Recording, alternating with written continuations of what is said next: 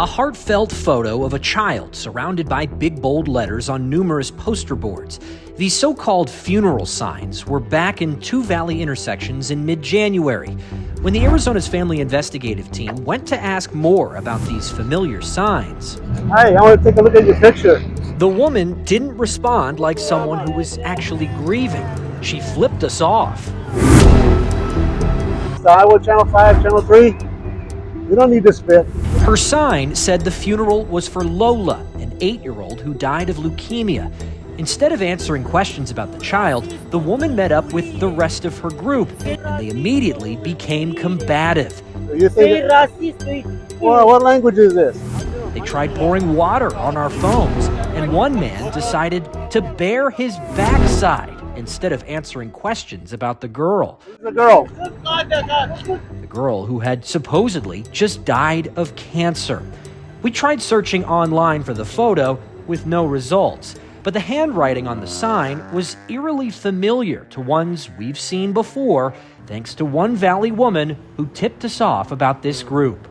Just seeing them every day for a few months, the same people looking like they're in uniform.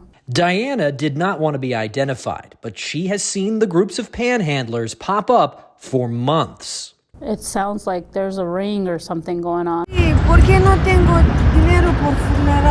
The last time we saw these signs, there was another girl on the posters who also supposedly died of cancer. But a closer look shows the photos were ripped offline. There's a watermark still on the image. The signs, similar. The jugs they were carrying were something we've seen before, not just here in Phoenix, but also by our sister stations in Tennessee. Do you mind if I look at it real quick to see? No, my sign, my job. Ohio, Indiana, and Missouri. It's very hard to trust somebody on the street corner with a sign asking for money for a funeral. Lois Greisman is with the Federal Trade Commission. She says if the signs are fakes, what they're doing is illegal. The statement has to be truthful. It has to be accurate. That's what the law requires, nothing less. She says the FTC could file a suit, or even state or local authorities could look into it. But when we sent what we found to Phoenix police, they said it does not violate city panhandling ordinances.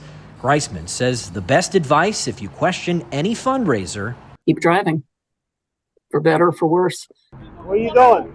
When we took our questions to the panhandlers themselves, they were the ones quickly loading up and driving away.